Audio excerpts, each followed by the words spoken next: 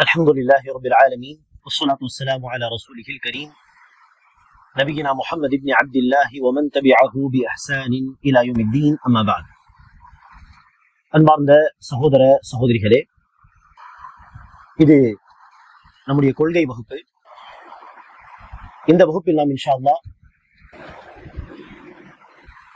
ஹிந்து மதத்தை பற்றி சில விஷயங்களை தெரிந்து கொள்வோம். இது ஹிந்து மதத்தை தெரிந்து கொள்ள வேண்டும் என்கிற ஒரு நோக்கத்தில் என்று அல்லாமல், இஸ்லாம் இதுவே உண்மை மார்க்கம் என்பதை சரியாக விளங்கிக் கொள்வதற்காக இதையும் நாம் சேர்த்து பார்க்கிறோமே ஒழிய, இந்து மதத்தை பற்றி அறிந்து கொள்ள வேண்டும் என்பது ஒரு தனி நோக்கம் கிடையாது.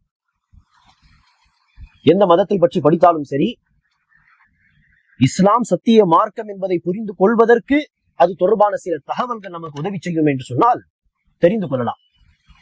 அந்த மதத்தை குறித்தே தெரிந்து கொள்ள வேண்டும் என்பது ஒரு அடிப்படை நோக்கம் கிடையாது என்பதை ஆரம்பத்தில் நான் விளக்கிவிட விரும்புகிறேன்.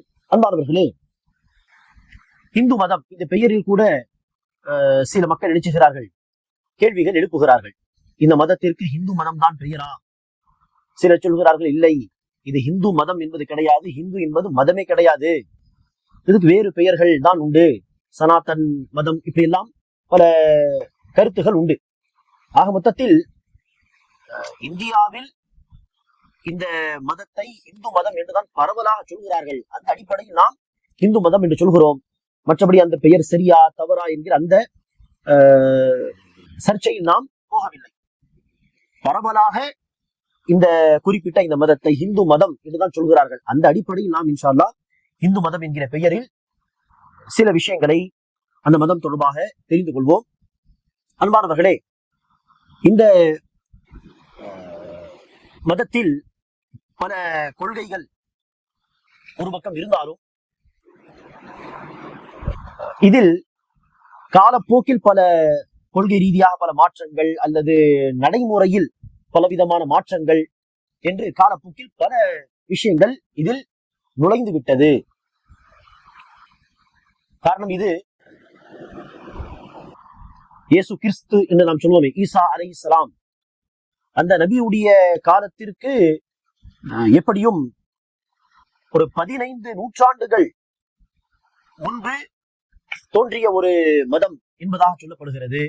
ஆக இப்போது 21ஆம் நூற்றாண்டில் நாம் இருக்கிறோம்.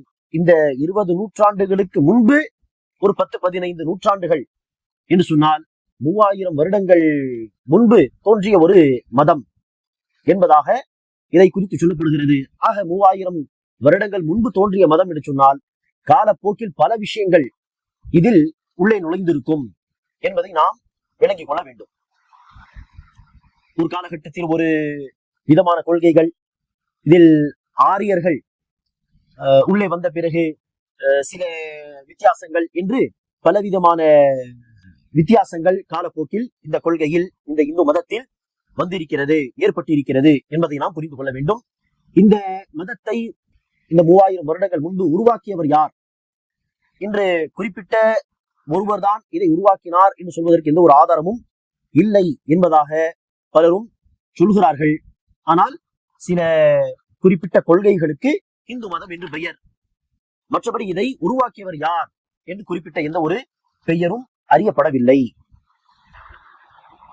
சரி, இந்த மதத்தை பின்பற்றக்கூடியவர்கள் தனக்கென சில அடிப்படை நூற்களை, சில புத்தகங்களை அல்லது அவர்களுடைய பார்வையில் வேதம் என்கிற பெயரில் ஏதாவது வைத்திருக்கிறார்களா என்று கேட்டால், ஆம், வேதாஸ் என்று ரிக்வேத், சாம்வேத், அதர்வவேத், யஜுர்வேத் என்றெல்லாம் சில வேதாக்களை இவர்கள் இது இறைவனால் வழங்கப்பட்ட வேதங்கள் என்பதாக என்ன செய்கிறார்கள், வைத்திருக்கிறார்கள், வேதாஸ். அதுபோக மனிதர்களாக எழுதிய சில புத்தகங்களையும் புனிதமாக அவர்களே சொல்வார்கள், இது மனிதர்கள் எழுதிய புத்தகம், ஆனால் அதை புனிதமாக பார்ப்பார்கள். அந்த அடிப்படையில் மகாபாரத் அல்லது வேறு சில புத்தகங்கள் என்று பார்த்தால் கீதா, இது எல்லாம் புனிதமான நூற்களாக அல்லது வேதங்களாக இவர்கள் பார்க்கிறார்கள். அதில் குறிப்பாக வேதாஸ் என்பது அவர்களுடைய கொள்கைப்படி அது இறைவனால் வழங்கப்பட்ட வேதங்கள் என்பதாக சொல்கிறார்கள்.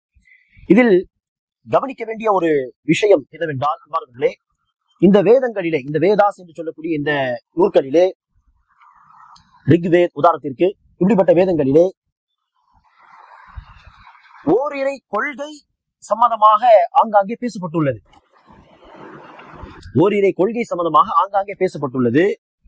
ஆனால் பலரும் சொல்கிறார்கள், இந்த வேதங்களில் சிலை வணக்கம் என்பது போதிக்கப்படவில்லை.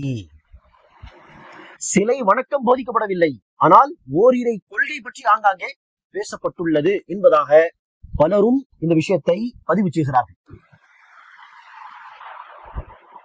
இஸ்லாமிய அறிஞர்களில் சில பேர் உடைய கருத்து என்னவென்றால், அல்லாஹ் நன்கறிந்தவன், இந்தியா என்பது அந்த காலத்தில் இருந்தே பல்லாயிரம் வருடங்களில் இருந்தே பல மக்கள் வாழக்கூடிய ஒரு பகுதியாக இருக்கிறது என்று சொன்னால், இந்த இடத்திலும் தூதர்கள், இறைவனுடைய தூதர்கள் வந்திருப்பார்களா இல்லையா? ஒவ்வொரு சமூகத்திலும் ஒரு தூதரை, ஒவ்வொரு சமூகத்திலும் ஒரு ரசூலை நாம் அனுப்பியிருக்கிறோம் என்று அல்லாஹ் குர்ஆனிலே சொல்கிறான். ஆக இந்தியாவும் ஒரு பழமை வாய்ந்த ஒரு நாடு, பல்லாயிரம் வருடங்களாக இங்கு சமூகங்கள் வாழ்ந்து வருகின்றன என்று சொன்னால், இந்த பகுதியிலும் பல ஆயிரம் வருடங்கள் முன்பு நிச்சயமாக தூதர்கள் வந்திருக்கலாம். அந்த தூதர்களுக்கு இறைவன் வேதங்களை வழங்கி இருக்கலாம். இந்த வேதாஸ் என்று சொல்கிறார்களே, இதுவும் மிக பழமை வாய்ந்த 4000 வருடங்கள் முன்பு, 3000 வருடங்கள் முன்பு வந்த யாரும் ஒரு தூதருக்கு அல்லாஹ் வழங்கிய வேதமாகவும், அந்த வேதத்தை காலப்போக்கில் எப்படி முந்தைய வேதங்களை, குர்ஆனுக்கு முன்பு வந்த வேதங்களை எல்லாம் அந்த வேதம் வழங்கப்பட்ட சமூக மக்களை மாற்றிக் கொண்டார்கள். அப்படி இந்த வேதத்தையும் மக்கள் என்ன செய்திருப்பார்கள்? தன் கைப்பட பல விஷயங்களை எழுதி, பல விஷயங்களை நீக்கி மாற்றி இருப்பார்கள்.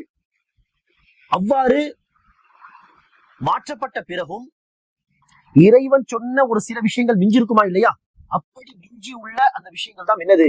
அந்த வேதங்களில், அந்த வேதாஸில் காணப்படுகின்ற அந்த ஓரிரை கொள்கை தொடர்பான வசனங்கள் என்பதாக சொல்கிறார்கள். இதற்கு சாத்திய கூறுகள் உண்டு, வாய்ப்புகள் உண்டு. இது வாய்ப்பே கிடையாதுன்னு சொல்ல முடியாது. இப்படி சொல்கிறார்களே சில பேர், இப்படியும் நடந்திருக்க வாய்ப்புகள் உண்டு. இது இறைவன் இறக்கி வைத்த வேதமாக இருந்து அதை மனிதர்கள் கைப்பட மாற்றிக்கொண்டு இறைவன் சொன்ன ஒரு சில விஷயங்கள் அதில் மிஞ்சிருந்து, அதில் ஒரு சில விஷயம் தான் என்னது? ஓரிரை கொள்கை தொடர்பான வசனங்கள். ஆக இந்த வேதாஸில் ஓரிரை கொள்கை தொடர்பாக, அதாவது உண்மையான சக்தி உள்ளவன் ஒருவன் தான், அவன்தான் அனைத்தையும் ஆட்டி படைக்கின்றான், அவன்தான் ஆள்கின்றான் என்கிற மாதிரியான பல வசனங்கள் ஆங்காங்கே இருப்பதாக சொல்கிறார்கள். ஆக ஓரிரை கொள்கை இந்த வேதாஸில் பேசப்பட்டுள்ளது. ஆனால் சிலை வணக்கம் என்பது என்ன செய்யப்படவில்லை? போதிக்கப்படவில்லை. ஆக இது பிராக்டிஸில், நடைமுறையில் தான் இந்த இந்து மதத்தை பின்பற்றக்கூடியவர்கள் சிலைகளை வணங்கி வருகிறார்கள் என்பதாக பலரும் நினைச்சுகிறார்கள். தம்முடைய இந்த கருத்தை பதிவு செய்கிறார்கள் இந்த வேதாஸை படித்த பிறகு. சரி அன்பானவர்களே, இவர்களுடைய கொள்கை என்ன என்று பார்க்கும் பொழுது, நாம் ஏற்கனவே சொன்னோம், இந்த வேதாஸில் கொள்கை, ஓரிரை கொள்கை பேசப்பட்டுள்ளது. ஆனால் அந்த ஓரிரை கொள்கை என்பது தெளிவாக, விளக்கமாக குர்ஆனில், ஹதீஸில் அல்லாஹ் ரசூல் எப்படி ஓரிரை கொள்கை என்று சொன்னால் இதுதான், இதுக்கு மாற்றமான கொள்கை ஷிர்க், இணை வைப்பு, இதை செய்தால் அது இணை வைப்பாகிவிடும், ஓரிரை கொள்கையை நீங்கள் சொல்லாலும் செயலாலும் கொள்கையாலும் இப்படி நிலைநாட்ட வேண்டும் என்று எப்படி விரிவாக, தெளிவாக பல உதாரணங்களை கொண்டு சொல்லப்பட்டுள்ளதோ, அது போன்று தெளிவான விதத்தில் செய்ய முடியாது. இந்த வேதாஸிலே ஓரிரை கொள்கையை பார்க்க முடியாது. ஆங்காங்கே லேசாக ஓரிரை கொள்கை பற்றி பேசப்பட்டுள்ளது, ஆனால் மிக தெளிவாக அது குறித்து பேசப்படவில்லை என்றுதான் சொல்ல முடியும். அதே போல இவர்களிடத்தில் கொள்கை ரீதியாக இந்து மதத்தை பின்பற்றக்கூடியவர்கள், வேதாஸில் ஒரு விஷயங்கள் இருக்கும், பிராக்டிஸில் ஒரு விஷயம் இருக்கும். ஆனால் கலவையாக நாம் சொல்வதாக இருந்தால், இவர்களிடத்திலே கொள்கை ரீதியாகவும் சரி, அதே போல நடைமுறை ரீதியாகவும் சரி பார்த்தால், நன்மை தரக்கூடிய விஷயங்களையும் அதே போல தீங்கிழைக்கக்கூடிய விஷயங்களையும் கடவுளாக நினைப்பது வேறும், அதற்கு ஒரு உருவத்தை கொடுத்து வணங்குவது என்கிற ஒரு கொள்கை இவர்களிடத்தில் காணப்படுகிறது. நன்மை செய்யக்கூடிய விஷயமா இருந்தாலும் அதை கடவுளாக நம்புவார்கள், வணங்குவார்கள். தீங்கு இழைக்கக்கூடிய விஷயமாக இருந்தாலும் கடவுளாக நம்புவார்கள், வணங்குவார்கள். அந்த விதத்தில் இந்த நதிகள், தண்ணீரும் கடவுள்தான், ஓடும் நதிகளும் கடவுள்தான், இந்த மலைகளும் ஏதோ ஒரு விதத்தில் நமக்கு நன்மை செய்கிறது என்று சொன்னார். அந்த மலைகளும் ஒரு விதத்தில் கடவுள்தான், இந்த மரங்களும் கடவுள்தான், நன்மை தரக்கூடிய விலங்குகளும் அல்லது தீங்கிழைக்கக்கூடிய விலங்குகளும் கடவுள்தான். அந்த விதத்தில் பாம்பையும் வணங்குவார்கள், யானையை வணங்குவார்கள், அல்லது குறிப்பாக மாட்டை என்ன செய்வார்கள், பசுமாடை வணங்குவார்கள். ஆக இப்படி நன்மை செய்யக்கூடிய ஒவ்வொன்றும் கடவுள், தீங்கிழைக்கக்கூடிய ஒவ்வொன்றும் கடவுள் என்கிற மாதிரியான கொள்கை உண்டு. அதை நடைமுறையில் என்ன செய்கிறார்கள், வணங்கவும் செய்கிறார்கள். ஆக இந்த கங்கா நதி புனிதமாக பார்ப்பார்கள், ஒரு கடவுளாக பார்ப்பார்கள். பசுமாடு குறிப்பாக கடவுளாக பார்ப்பார்கள். இப்படி விலங்குகளையும் சரி, பல்வேறு உயிரினங்களையும் சரி, அல்லது பல இறைவனுடைய படைப்பினங்களையும் சரி, அது நன்மை செய்கிறது அல்லது தீங்கு இழைக்கிறது என்பதை அடிப்படையாக கொண்டு வணங்குவதை பார்க்கிறோம். ஆக செய்யும் தொழிலே தெய்வம் என்று சொல்வார்கள் சில பேர். காரணம், இந்த தொழில் தான் நமக்கு நன்மை செய்கிறது, லட்சுமி காசு பணம் தருகிறது என்று சொல்லி செய்யும் தொழிலே தெய்வம். ஆக இது எல்லாம் என்னது, நன்மை செய்யக்கூடிய ஒவ்வொன்றும் கடவுள்தான், தீங்கிழைக்கக்கூடிய ஒவ்வொன்றும் கடவுள்தான் என்கிற ஒரு கான்செப்ட், ஒரு சிந்தனை. அந்த சிந்தனையின் வெளிப்பாடு தான் இந்த விஷயங்கள். அதே போல அன்பானவர்களை, இவர்களிடத்தில் பல கடவுள்களை நாம் வணங்குகிறோம் என்று இருந்தாலும் 3 விஷயங்களை இவர்கள் பெரிய கடவுள்களாக பார்க்கிறார்கள். பிரம்மா, விஷ்ணு, சிவா, இந்த 3 விஷயங்களை இவர்கள் தன்னுடைய பார்வையில் கடவுள்களிலும் இவர்கள் சுப்ரீம் கடவுள்கள், பெரிய கடவுள்கள் என்பதாக நம்புகிறார்கள். அதே போல அன்பானவர்களே, மனிதர்கள் யார் நற்செயல்களை செய்வார்களோ, நல்லடியார்களாக இருப்பார்களோ, அவர்களுடைய உடலிலும் கடவுள் இறங்கி விடுகிறான் அல்லது கலந்து விடுகிறான், ஒன்றோடு ஒன்றாக ஆகி விடுகிறான் என்கிற மாதிரியான கொள்கைகளும் இவர்களிடத்தில் உண்டு. இந்த கொள்கைதான் முஸ்லிம் சமூகத்தில் சூஃபியா என்று அழைக்கப்படும் இந்த தர்காவை வணங்கக்கூடிய, மன்னரைகளை வணங்கக்கூடிய இந்த கூட்டமும் என்ன செய்கிறார்கள், மனிதனோடு இறைவன் கலந்து விடுகிறான், ஒன்றோடு ஒன்றாக ஆகி விடுகிறான் என்கிற விஷயத்தை நம்புகிறார். இது பகிரங்கமான இணை வைக்கும் கொள்கை, ஷிர்கான கொள்கை. ஆனால் முஸ்லிம் சமூகத்திலும் சில பேர் செய்கிறார்கள், இந்த இந்து மதத்தை பின்பற்றும் மக்களை பார்த்து அவர்களுடைய கொள்கை எடுத்து அவர்களும் இந்த கொள்கையை நம்புவதாக நாம் பார்க்கிறோம். ஆக இப்படிதான் கிருஷ்ணா ஒரு நல்லவராக வாழ்ந்தவர் இந்த அவர்களுக்கு அவர் குறித்து பல வரலாறு, பல செய்திகள் என்றெல்லாம் அவர்கள் எழுதியிருப்பார்கள், வரலாறு பதிவு செய்வார்கள். ஆக அந்த கிருஷ்ணா என்கிற ஒரு நல்ல மனிதருடைய உள்ளத்திலும் கடவுள் இறங்கி விட்டார், கலந்து விட்டார். ஆக கிருஷ்ணாவும் யார்தான், கடவுள் தான் என்றெல்லாம் இப்படிப்பட்ட சில கொள்கைகளும் அவர்களிடத்தில் காணப்படுகிறது. அதே போல அன்பானவர்களே, மனிதர்கள் என்கிற இந்த படைப்பு தொடர்பாக ஒரு கொள்கை நாம் சொன்னோம். மனித உடலில் அப்படியே கடவுள் கலந்து விடுகிறான். அந்த அடிப்படையில் இன்று கூட என்ன செய்கிறார்கள், ஒரு சாமியாராக இருப்பார், ஒரு அந்த மதத்தின் குருவாக இருப்பார், ஆனால் அவரை கூட என்ன செய்வார்கள், கடவுளாக நம்புவார்கள், கடவுளாக வணங்குவார்கள், அவர்களிடத்தில் பிரார்த்தனை செய்வார்கள், கண்கூடாக பார்ப்பார்கள். இவர் ஒரு மனிதர்,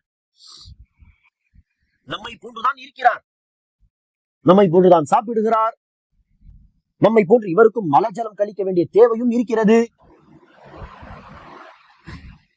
நம்மை போன்று இவரும் நோய்வாய்ப்படுகிறார், நமக்கு முன்னால் இவர் இறந்தும் போகிறார் என்றெல்லாம் கண்கூடாக பார்க்கிறார்கள்.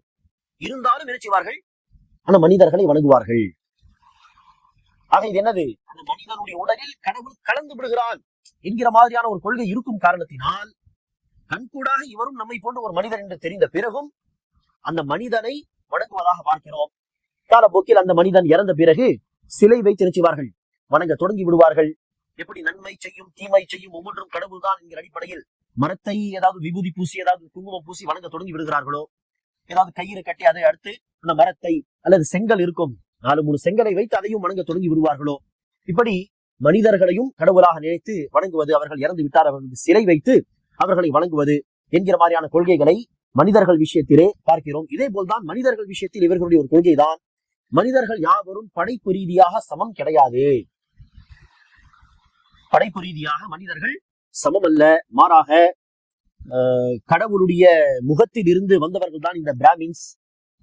ஆக அவர்கள் தான் மார்க்கத்தை அல்லது மதத்தை, அந்த மதத்தை போதிக்கக்கூடிய இடத்திலும், அந்த மதம் சார்ந்த விஷயங்களை செய்து கொடுக்கக்கூடிய ஒரு விஷயத்திலும், தீர்ப்பு வழங்கக்கூடிய இடத்திலும் இப்படியெல்லாம் இவர்கள் தான் இருப்பார்கள். கடவுளுடைய ஷோல்டர்ஸ், தோல் பூஜங்களிலிருந்து வந்தவர்கள் தான் இந்த தோல் பூஜத்திலிருந்து வந்த ஒரு சமூகம் தான், மனிதர்கள் தான். யாரு? இந்த ஷத்ரியாஸ் என்பவர்கள். ஆக இந்த ஷோல்டர்ஸ் என்பது பலத்தை சுட்டி காட்டக்கூடியது. ஆக அவர்கள் போர் புரிவது, ஆட்சி அதிகாரத்தில் இருப்பது, ஆட்சி அதிகாரம் தொடர்பான விஷயங்களை செய்வது என்று அவர்கள் செய்வார்கள் என்பதாகவும், ஓடி உழைப்பதற்கு நாம் இந்த காலை பயன்படுத்துகிறோம். ஆக தொடை பகுதியில் இருந்து வந்தவர்கள் வைஷ்யாஸ் என்பவர்கள். ஆக அவர்கள் வியாபாரம் செய்வது போன்ற விஷயங்களை அவர்கள் செய்வார்கள் என்பதாகவும், வியாபாரம், சம்பாதிப்பது, அது தொடர்பான பல விஷயங்கள். அதே போல காரில் இருந்து வந்தவர்கள் தான் ஷூத்ராஸ். ஆக இவர்கள் வேலை செய்வது, பணிவிடைகள் செய்வது போன்ற விஷயங்கள் இவர்கள் இருப்பதாகவும், இப்படி இவர்களாக ஒரு கற்பனையை உருவாக்கி ஒரு கொள்கையை கொண்டு வந்து அந்த கொள்கையின் அடிப்படையில் நினைச்சுகிறார்கள். ஆக தலையில் இருந்து வந்த பிராமின்ஸ் தான் மிக உயர்ந்தவர்கள், உயர்ந்த ஜாதி. காரில் இருந்து வந்த இந்த சூத்திரர்கள், இந்த சூத்ராசு, இவர்கள் எல்லாம் கீழ் ஜாதி.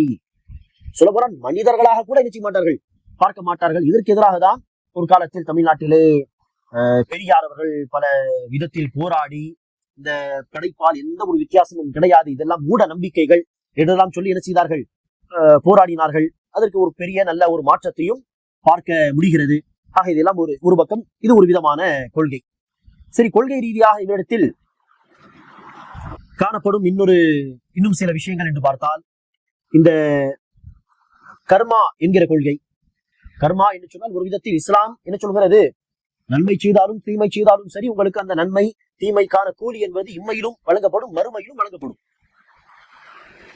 ஆனால் இந்த கர்மாவுடைய கொள்கைப்படி இம்மையில் நன்மை தீமைக்கான அந்த கூலி கிடைக்காவிட்டாலும் அடுத்த ஜென்மம், இந்த வாழ்க்கைக்கு பிறகு அடுத்து மறுமை வாழ்க்கை, நீண்ட முடிவு இல்லாத நிரந்தர வாழ்க்கை என்றெல்லாம் இல்லாமல் அடுத்து மறு ஜென்மங்கள் உண்டு, மறு பிறவிகளாக நாம் வருவோம், பல ஜென்மங்கள் உண்டு, 7 ஜென்மம் என்றெல்லாம் சொல்வார்கள்.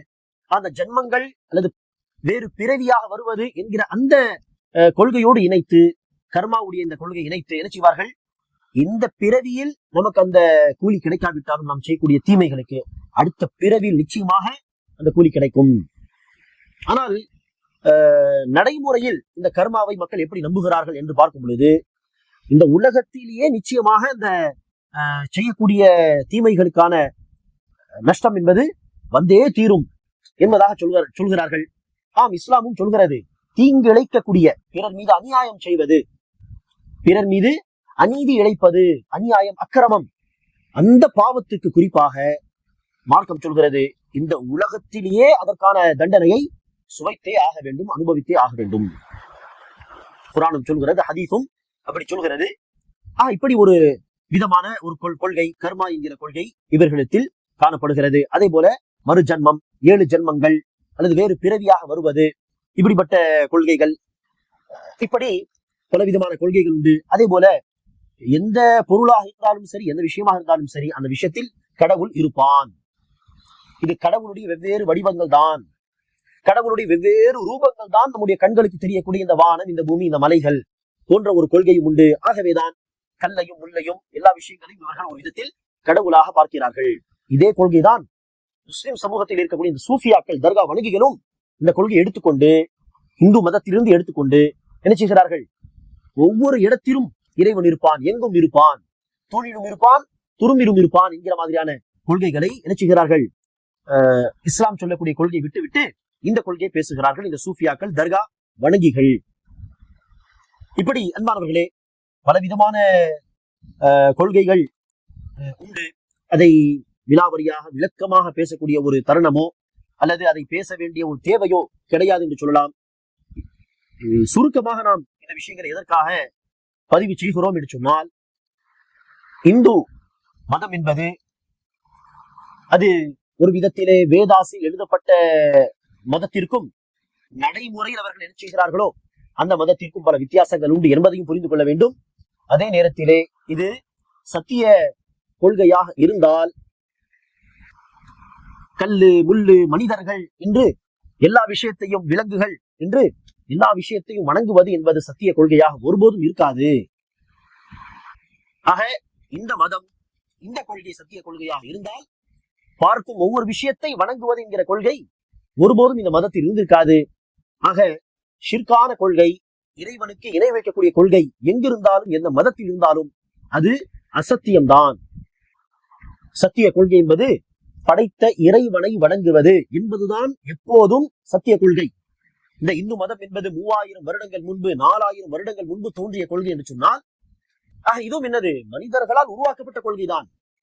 இது இறைவனால் வழங்கப்பட்ட கொள்கையாக இருந்தால் ஆதி காலத்தில் இருந்து ஆதம் அலைஹிஸ்ஸலாம் என்கிற முதல் மனிதருடைய காலத்தில் இருந்து சொல்ல போனால் அதற்கு முன்பு கூட ஜின்கள் என்கிற படைப்பு இந்த பூமியில் இருந்து வருகிறார்கள்.